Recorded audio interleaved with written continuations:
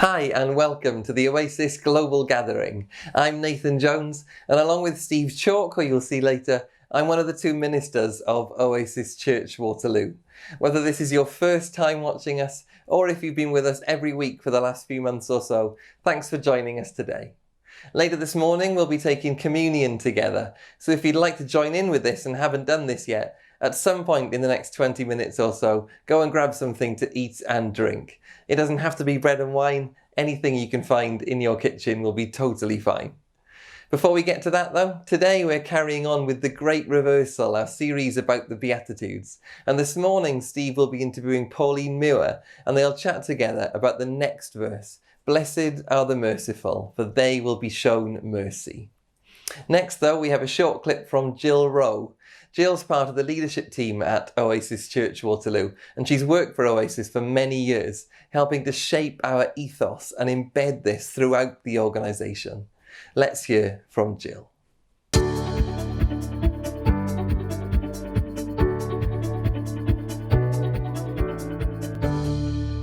My name is Jill Rowe and I'm the Ethos and Formation Director for Oasis here in the UK. That's a great job title, completely unique. And if I was a betting person, I'm confident no one else in the world has that in their title. So what is it? It's a role which is all about culture, the people, the work of Oasis, everything that we do, everything that we say, and making sure that it's all done through the lens of our underpinning story, our theology, our ethos, and what we call our Oasis 9 habits. Ethos is just this word that means the way we do things around here. But your ethos is your culture. It's always rooted in what it is that you actually believe. And for us as Oasis, we're Christ-centered. We're inspired by the life, message and example of Jesus. But we don't impose the beliefs from that story. That's impossible to do. It's a ridiculous thing to try and do. But what we do acknowledge is that those beliefs give rise to our ethos values. They give rise to the culture that we seek to have. So we have 5 ethos statements: a passion to include, a desire to treat people equally, respecting differences, a commitment to healthy, open relationships, a deep sense of hope that things can change and be transformed, and a sense of perseverance to keep going for the long haul. And yes, I do have a tattoo about one of those. There's sometimes a dissonance, a disconnect between these amazing things that we long to be and what the actual experiences is. So we have something that we call the Oasis 9 habits, which helps us reduce that gap. And a lot of my work is around helping to develop understanding around the habits. What are the habits? They're an invitation to everyone who's part of Family Oasis to a way of life, a way characterised by being compassionate and considerate and hopeful and humble and honest and patient and self-controlled and forgiving and joyful. And my job is to work out how all of this, the theology, the ethos and the 9 habits, can make sense to everyone and every part of Oasis, and make sure all of us are able to grow in those things and are able to do our roles that way. So it's all about culture, it's all about people, and I don't do it on my own. I work with amazing people who are brilliant at helping all of this stuff to happen. No 2 days are ever the same. Sometimes I'm writing materials and resources for our academies and hubs, and some days I'm delivering training and learning. Some days I'm like the chaplain to Oasis, prioritising work around things like well-being and supporting staff with things like grief and loss, and helping them learn how to support others and helping them through some of the stuff of life. And sometimes I'm in leadership team meetings, and some days I'm in Oasis hubs working with the most inspiring people ever, and some days I'm supporting Oasis leaders, and other days I'm working with these amazing people together, working out how do we make this vision and theology that underpins who we are make sense and shape everything that we do. And some days I get to tell others outside of Oasis the story of who we are and how we are and what we do. When I was a lot younger, I kept reading this book in the Old Testament called Isaiah, and particularly one chapter, chapter 58. And in it, it talks about the people who are the followers of the way of God, being repairers and restorers of broken places, communities, places, spaces, people. And it really stuck with me. And back then, I knew that that's what I wanted to kind of focus my life on. And it's what I needed to keep doing for the rest of my life. But there was this other bit I knew I needed to add, which was about teaching others to do the same. Spend yourself on behalf of the poor and teach others to do the same. And that purpose became my compass. It's what drives and shapes and helps me think through the decisions that I make. So I've been part of Oasis for almost a quarter of a century. Yes, white hair. But here's the thing, that life purpose, repairing, restoring, I just mentioned, has found space to live and grow and flourish in Oasis. And for that, I am so grateful. So that's me. I'm the Oasis Ethos and Formation Director.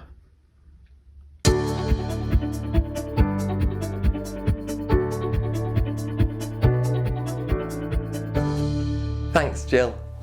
One of the ways that Jill is helping our community through this difficult period is by leading 3 online workshops over the next few weeks, looking at well-being and personal development. We're starting these on Thursday at 8 p.m. with a session about understanding grief and loss. If you'd like to join that or any of those well-being sessions, please email us at welcome@oasiswaterloo.org. The time and dates for the other sessions will be on the screen shortly. And after that, we'll have this morning's Bible reading. It's Colossians chapter 3, verses 8 to 15, and it'll be read to us by Di Blackler.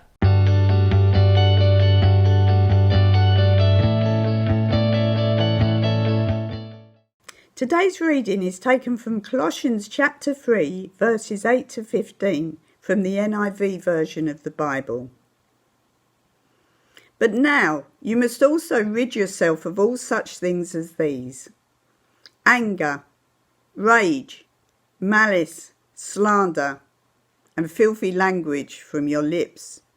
Do not lie to each other, since you have taken off your old self and its practices, and have put on the new self, which is being renewed in knowledge in the image of its Creator.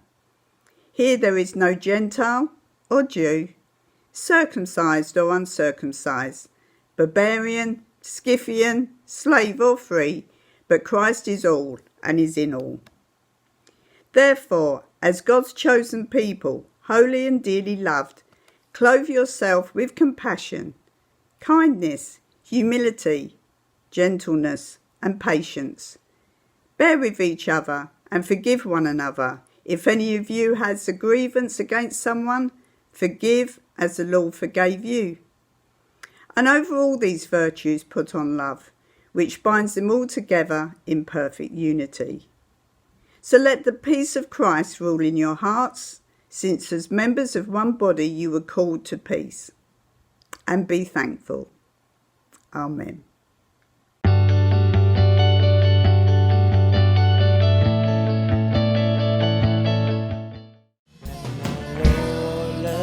Heart is the voice we're hearing. We need freedom, freedom, freedom. How much longer till we sing a new song? Blessed are those who are merciful, for they will be shown mercy. It's hard to feel merciful sometimes, isn't it, to those who've oppressed you? Yes, it is. And we're talking about this in light of the public execution of George Floyd, which we all saw. And I would say, if we looked at that verse, what if we turned it around and we said, cursed are those who do not show mercy, for they will be shown no mercy.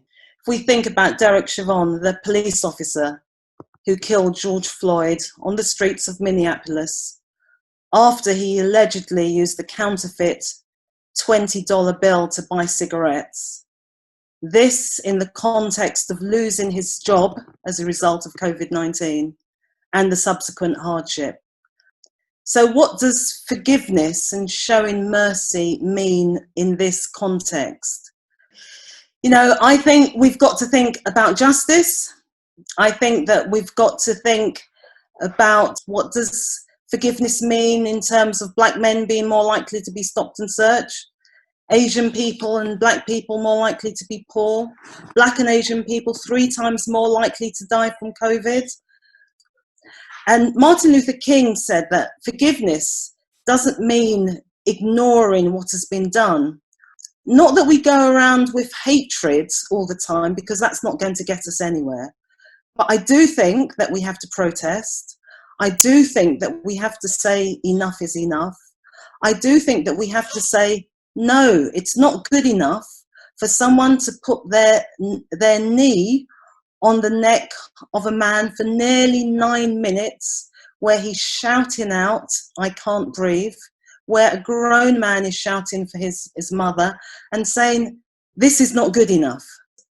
We'll get to a stage of forgiveness, perhaps, whatever that means within that context, but we've got to root out the injustice in society first. So you're saying that if the white man can become merciful, then they will receive mercy? I believe so, yes, because the white man in this context has the power. The white man was in a position to show mercy to George Floyd. He chose not to do so. I mean, what does forgiveness mean? Does forgiveness mean, you know, that the family, all the black victims of injustice say, oh, that's okay. We love Jesus. We're going to forgive him. And life carries on as normal? That's not right. Forgiveness, I think, is part of a bigger picture where we're looking at a new start. We've got to root the evil act out of the relationship. Once that's done, then we can look at a fresh start. Then we can look at a new beginning. Desmond Tutu, of course, who is an extraordinary icon of forgiveness, isn't he? He says that the problem with unforgiveness is that in the end, you poison yourself. He says it's like, I felt for a long time, he's talking about himself, I was in the prison of unforgiveness until I was able to turn the key, walk out and become a free man. I think it is right to find it in our hearts to forgive when the time is right to do so. And, you know, even if we think about South Africa, they had to go through truth and reconciliation. So first of all, there has to be truth. Once we have truth, then we come to reconciliation. Forgiveness is hard. Forgiveness is a process. When white people hear the pain that black people have endured and imbibe that into their system, feel that pain themselves, then, you know, we can come to a place of reconciliation. And that's where forgiveness takes place. So it's hard, it's difficult, it's going to take a long time. Over the last week, we've witnessed increasingly around the country and in America, the artifacts of slavery and racism being torn down, statues destroyed, thrown into rivers, removed, etc. Do you think that helps the process, or is that irrelevant to the process? Oh, it's certainly not irrelevant. It's certainly not irrelevant. I mean, these are really complex issues, and I think they're often framed as quite binary. It's either political correctness gone mad on one side, or the mob trying to erase Western civilization. And I think these are very, very complex issues. But I think we've got to recognise that this is all part of history. These statues are all part of history. And the realisation that this history for some is brutalising and for others it's heroic. But we've got to tell the whole story. So is it helpful to lose Colston down the river? I think that it's better to put him in a museum where you can tell the whole story. But the whole story is that Britain has an imperial past. Violence, crimes, atrocities, murder. So Chimamanda Ngozi Adichie talks about the dangers of the single story. We need to see stories from several different perspectives, several different lenses. And we know that within our culture, statues are cultural symbols of powerful significance. And they've become a site of struggle. And we've got to understand where that comes from. This is about representation, who and what we want to be represented in our visual landscape.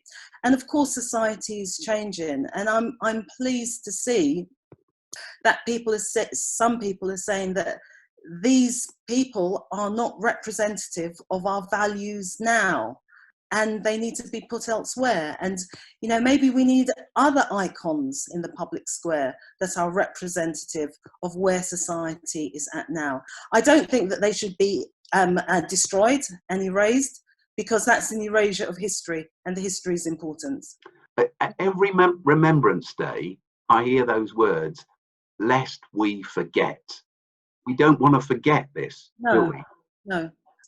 And yeah, you're right. Those symbols, those icons, within the correct context, though, I would argue, because having them were on the visual landscape holds them up as icons of victory and triumph.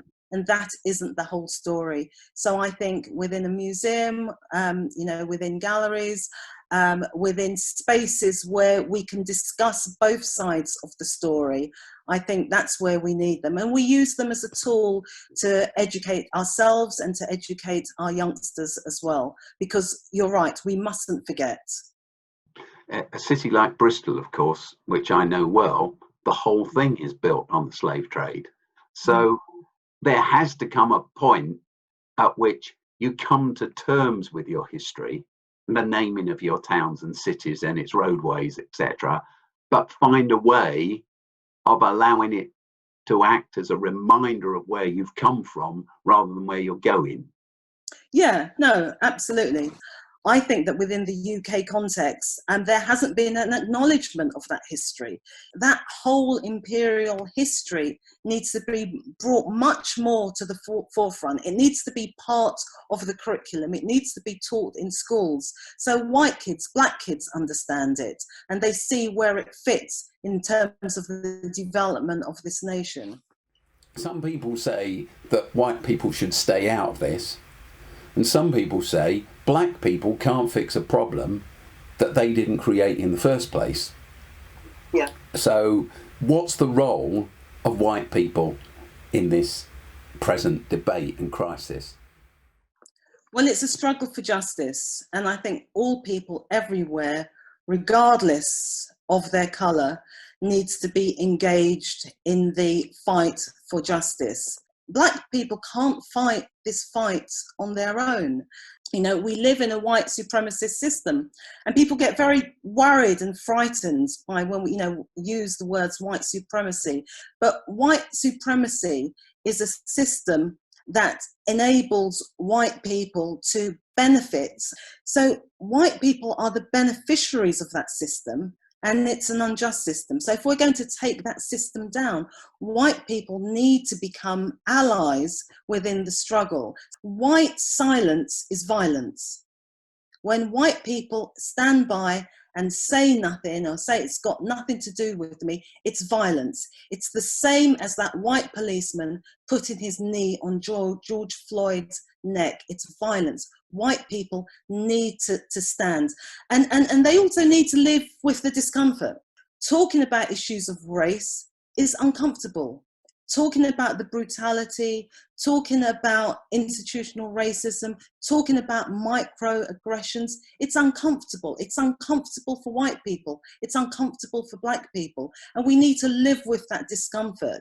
if white people have the influence, they need to use their influence in their places of work, on the street corners, wherever they are, to advocate and to stand with black people, but more importantly, to stand against injustice.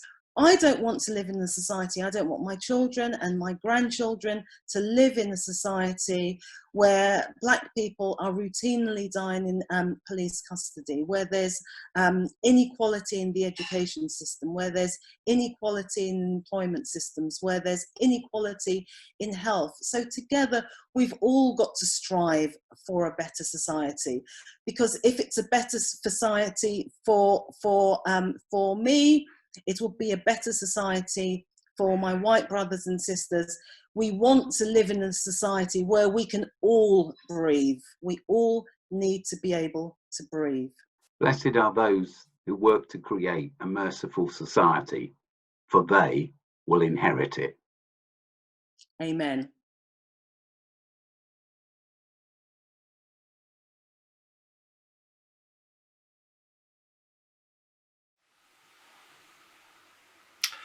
The Beatitudes offer encouragement and hope to all who live on the margins.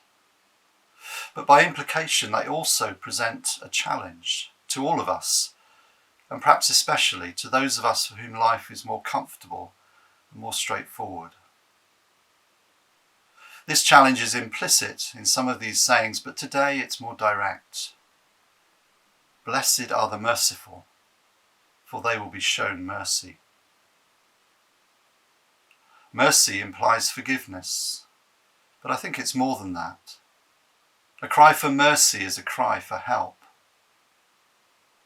Blessed are those who heed the cries of others, for their voices will also be heard. So let's pause for a moment as we reflect on these words of Jesus. Blessed are those who heed the cries of others, for their voices will also be heard. To whom are we called to show mercy? Do we need to forgive anyone? And of the many voices we hear, whose cry for help is ours to answer? What is God asking us to do? What does being merciful look like for us, for me?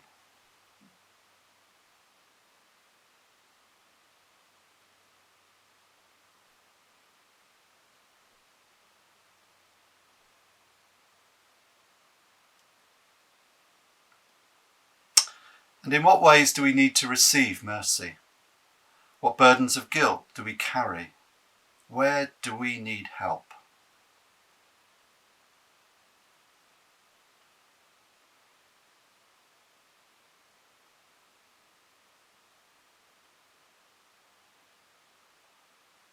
Let us pray together. Father God, you are the God of mercy and compassion, ever attentive to our cries for help. Your mercies are new every morning. Whatever the depth of our need, your resources are boundless, and you are with us and for us, always, no matter what. When we look to Jesus, and especially his suffering and death, we see that you're not remote from the pain of the world and the groaning of creation. And so we come to you in our need for forgiveness and cleansing, for healing and restoration, for wisdom and courage, for peace and for hope. We come to you and say, Lord, have mercy on us. We come to you in prayer for our communities, our homes and neighbourhoods, our towns and cities. We stand with all who feel neglected and forgotten, unable to raise their voices, or convinced that no one will listen if they do speak out. We come to you and say, Lord, have mercy on us. We come to you in prayer for our nation and the nations of the world. We stand with all who feel angry and frustrated because their cries for justice have gone unheard, and so injustice, has been allowed to go unchecked.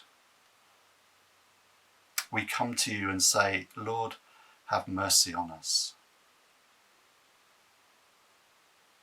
We come to you in prayer for the whole human family.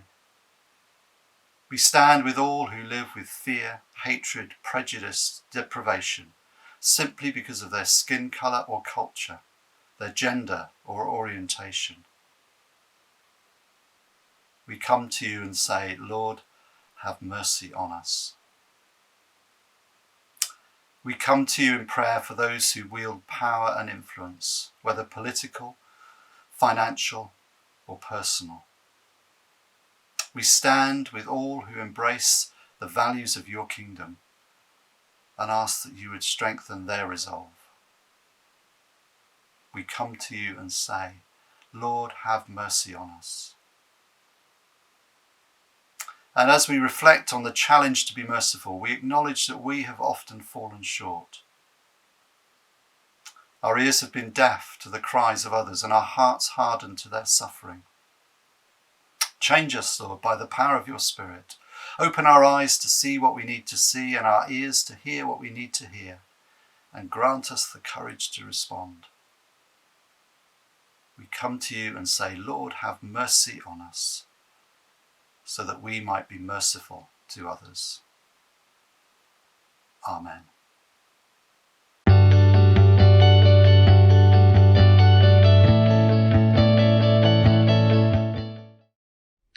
Thanks, Rob. And thanks also to Steve and especially to Pauline. We're going to respond to what Pauline, Steve and Rob have talked about by taking communion. In most churches I've been in, communion is usually introduced by reading some verses from Paul's letter to a church in Corinth. It's 1 Corinthians chapter 11. And we usually start halfway through verse 23 and read on until verse 26. For I received from the Lord what I also passed on to you. The Lord Jesus, on the night he was betrayed, took bread, and when he had given thanks, he broke it and said, This is my body, which is for you. Do this in remembrance of me. In the same way, after supper, he took the cup, saying, This cup is the new covenant in my blood. Do this whenever you drink it in remembrance of me. For whenever you eat this bread and drink this cup, you proclaim the Lord's death until he comes. But I think what's interesting is to look at the verses before that. Verse 20 says, So then, when you come together, it is not the Lord's Supper you eat. For when you are eating, some of you go ahead with your own private suppers. Here Paul is referring to the Feast of Agape, which was a tradition practiced among the early followers of Jesus. They were communal meals where followers got together to share food and pray. Participants would bring their own food, but they'd eat together in a common room. And the issue that Paul is addressing in Corinth was that it would sometimes deteriorate into just being an occasion for eating and drinking. And sometimes the wealthier members of the community would use it as an excuse to display their wealth. Look what food and wine I've brought. This is what Paul is raging against in verses 20 to 22 of that chapter. So then, when you come together, it is not the Lord's Supper you eat. For when you're eating, some of you go ahead with your own private suppers. As a result, one person remains hungry and another gets drunk. Don't you have homes to eat and drink in? Or do you despise the church of God by humiliating those who have nothing? What shall I say to you? Shall I praise you? Certainly not in this matter. It's inequality in what is meant to be a community meal, remembering the example of Jesus. Paul goes on to say in verse 33, So then, my brothers and sisters, when you gather to eat, you should all eat together. There are obvious parallels with what we've heard this morning, aren't there? One section of society treating another section as lesser people. And Paul says that is not God's way. If you're going to follow Jesus, then you must fight against inequality. Everyone must be treated equally. So I'm going to break this bread and then we'll play some music just for a minute. And I'd encourage you, while the music plays, to eat your bread and drink your wine or whatever else you've got in front of you. And while you do so, remember the example of Jesus, the Jesus who treated everyone equally, who refused to condemn the woman caught in adultery, who sat down with a woman at a well who had been cast out by society and asked her for some water, who called Zacchaeus, a tax collector, down from a tree and ate with him. Think about this and reflect for a minute on how you could follow this example, how you could continue the work of Jesus in ending the injustice and inequality that Pauline talked about this morning. What could you do to ensure that your community is one where everyone is treated equally?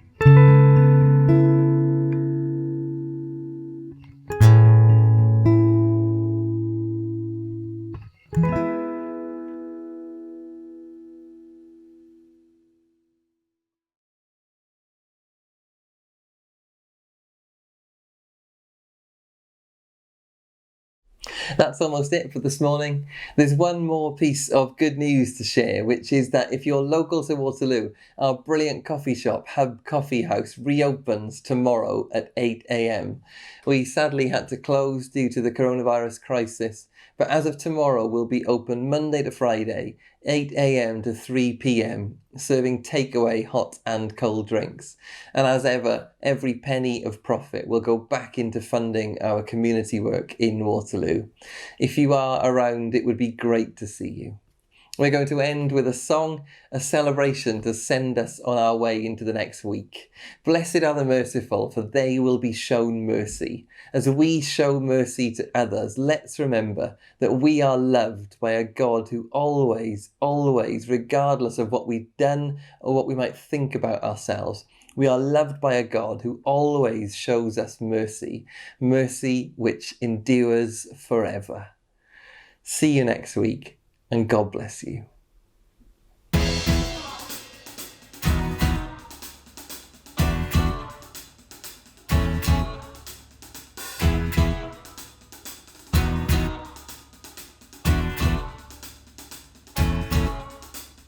Lord, you are good and your mercy endureth forever. Lord, you are good and your mercy endureth forever. People from every nation